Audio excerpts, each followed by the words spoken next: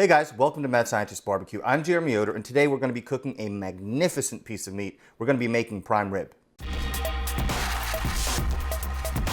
Before we get into the video, I want to take a chance to thank our sponsor, Surfshark VPN. Are you worried about your data going out over public Wi-Fi? Well, you should be, because there are hackers, people who are really good with computers, who can take your information, maybe steal your credit card or steal your identity and use it against you.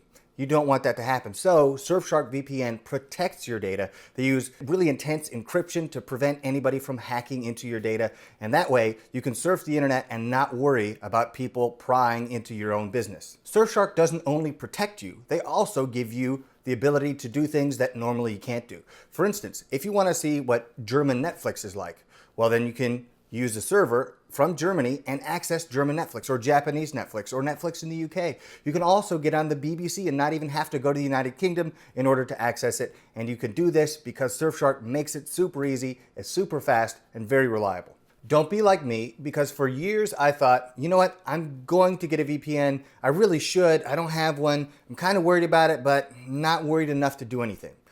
I did that for far too long. Now that I have a VPN, I feel much more secure when I'm browsing the internet or sending my data to a bank or anything like that, because I feel protected and I don't worry about hackers taking my data.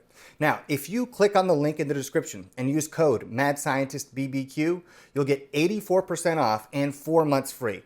If there were a time to take advantage of a deal, it's this deal, because you're not going to have to worry. You're going to have new features with traditional apps like Netflix or Hulu or the BBC. And you can do all of that for a low price. So click on the link, check it out. I think it's going to be 100% worth your while.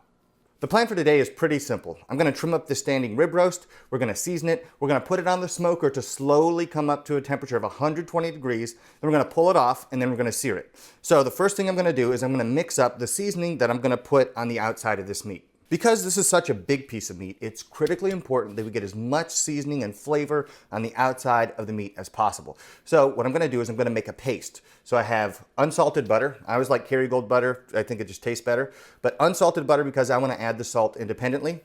And I'm going to mix that together with some of the spices I have here. So I have a 1.5 teaspoons of chipotle powder. I have 2 tablespoons of black pepper. I have 1 tablespoon of garlic powder, 1 tablespoon of onion powder, 1 tablespoon of ancho chili powder. If you've never tried that, it is delicious. Check it out. It's a wonderful flavor. It's much better than regular bland chili powder. Then finally, I have salt that I'm going to add myself so I can control exactly how much salt goes on the outside of the meat. Some of you may have noticed that I don't have any herbs that I'm going to be putting on the outside of the meat. And there's a very good reason why. Because if you put a bunch of herbs on the outside, when it comes time to sear it, those herbs are just going to burn and they're not going to provide the flavor that you really want from them.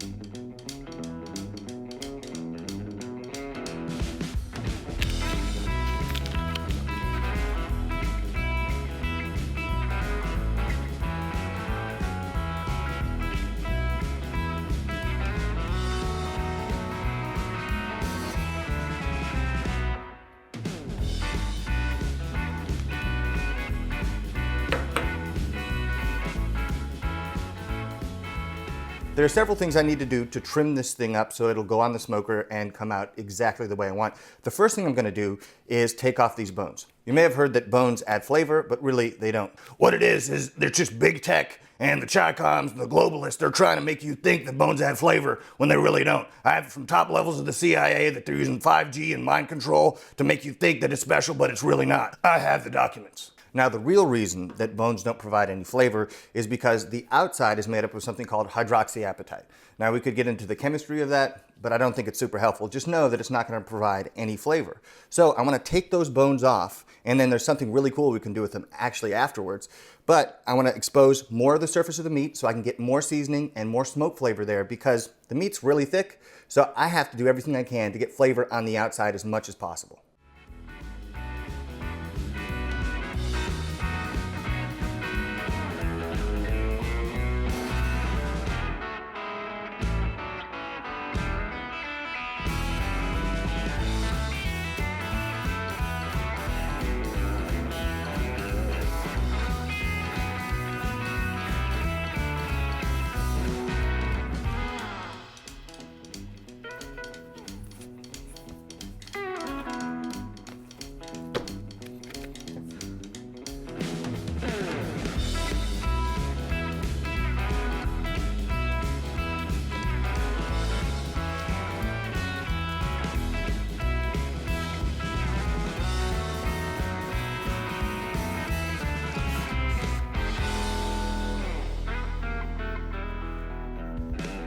One benefit to trimming off the bones is that you get a rack of beef back ribs and you can cook those separately and enjoy another meal from this one piece of meat. Also, this piece of meat is so big you can actually cut off several ribeye steaks and make those instead and then do a shorter prime rib. It should take about the same amount of time to cook because it's how thick the meat is that's important. It's not how long the meat is. One thing I forgot to mention is we're gonna take some butcher's twine and tie it around so that we get this thing as close to a circle as possible so it cooks as evenly as possible.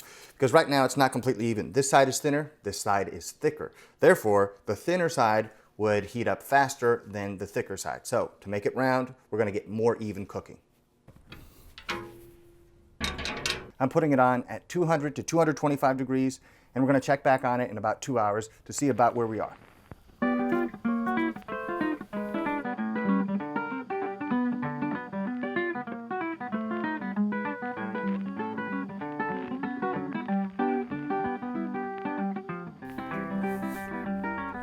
It's been about 3 hours at this point, and I've been checking the temperature after about the 2 hour mark because I've been going pretty low and pretty slow.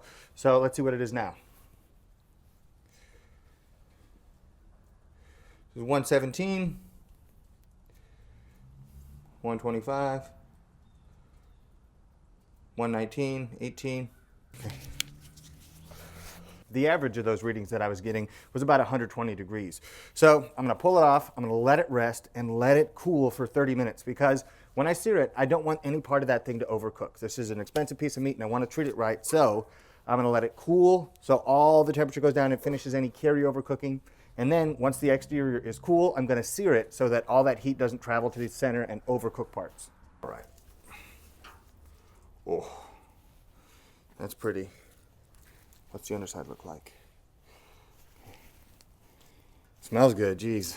To go along with this prime rib, I'm gonna make kind of an au jus concoction that I came up with. But if you're interested, there are lots of recipes online for au jus. Find one that suits your taste and use that one. It pairs so well with prime rib, you're gonna feel like you're missing out if you don't have some.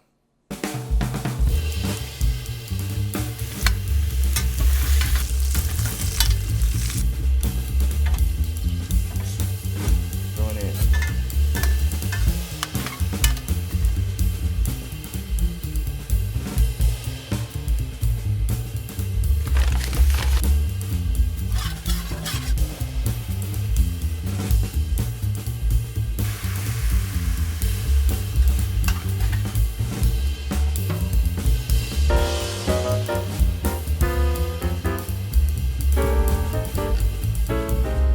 After resting for 30 minutes, it's time to sear this thing.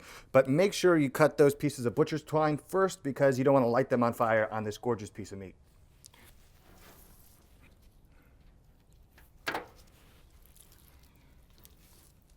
So the way I'm going to sear it today is with this thing, the grill gun. We'll try to be relatively gentle with it because this thing I think can put out something around 400,000 BTUs. So you could burn this very easily, but I don't want to burn it. I want to sear it. And so I'm going to use this with a big old propane tank so I don't run out of propane.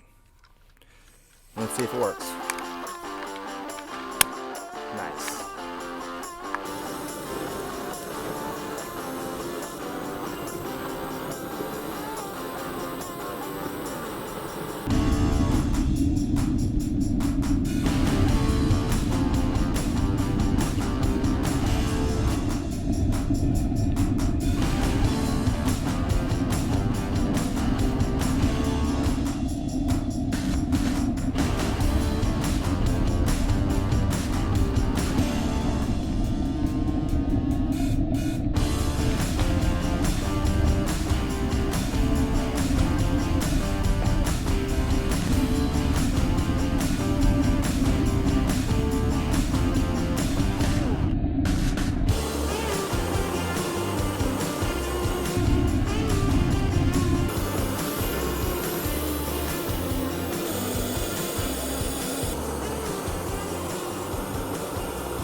Now that we have our sear, it's time to go slice this thing up.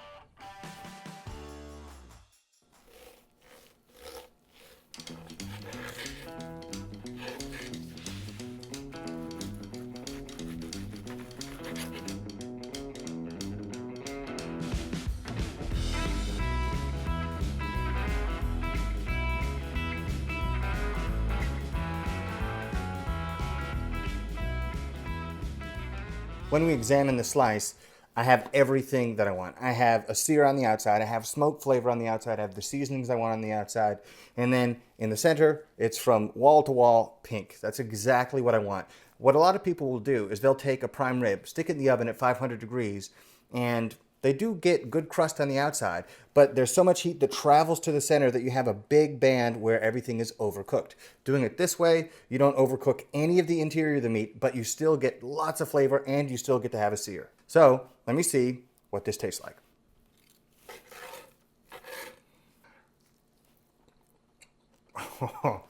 So good. There's a reason why people freak out about prime rib. It's so good. So much flavor on the outside. The inside is perfectly tender, very moist, wonderful. The only thing I need to do now is try it with some of the au jus.